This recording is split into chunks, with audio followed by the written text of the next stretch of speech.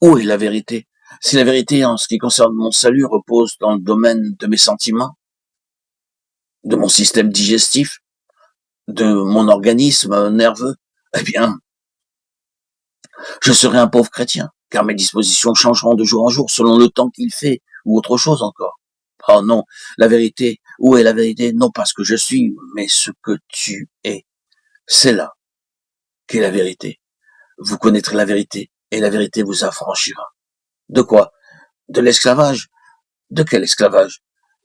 Satan fait retentir ses chaînes de condamnation sur nous, parce qu'aujourd'hui, nous ne nous sentons pas de bonne humeur, nous sommes mal disposés, nous sentons déprimés, nous sentons la mort tout autour de nous, nous sommes irritables et Satan s'approche et nous dit « Oh, tu n'es pas chrétien » ou « Tu es un beau chrétien ».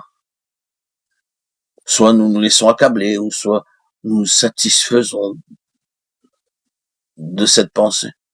Frères et sœurs bien-aimés, est-ce là la vérité? Nous nous laissons bercer par un véritable mensonge auquel nous croyons. Frères et sœurs bien-aimés, la seule réponse qui nous donnera la délivrance, qui nous donnera l'émancipation, eh bien, ce n'est pas ce que je suis, mais ce qu'il est, lui. Christ demeure le même. Il n'est pas ce que je suis, variant ici-bas dans cette vie humaine, d'heure en heure et de jour en jour. Christ est autre. Pardonnez-moi d'insister aussi fortement là-dessus. Mais je sens que c'est le seul chemin par lequel nous sommes réellement sauvés. Car Jésus dit, je suis la vérité. Qu'est-ce que la vérité? C'est ce qui se dresse contre tous les arguments de Satan, qui est menteur et le père du mensonge. C'est ce qui nous délivre de ce moi faux et étriqué que nous sommes.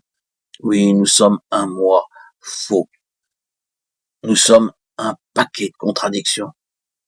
Nous ne pouvons jamais être certains de garder les mêmes sentiments pour un long terme, ni sûrs que nos convictions ne vont pas changer de direction d'un moment à l'autre. Oh non, ce n'est pas ce que nous sommes en nous-mêmes. C'est Christ. Voyez, dans quelle fausse position nous pourrions nous trouver si nous étions sur cet haut niveau de notre propre nature, comme le diable pourrait se jouer de nous. Je me sers de cette illustration pour essayer d'arriver au cœur de cette question. Qu'est-ce que la vérité? Qu'y a-t-il de vrai? La vérité ne se trouve pas en nous. Nous ne sommes vrais dans qu'une partie de notre être. Christ seul est la vérité.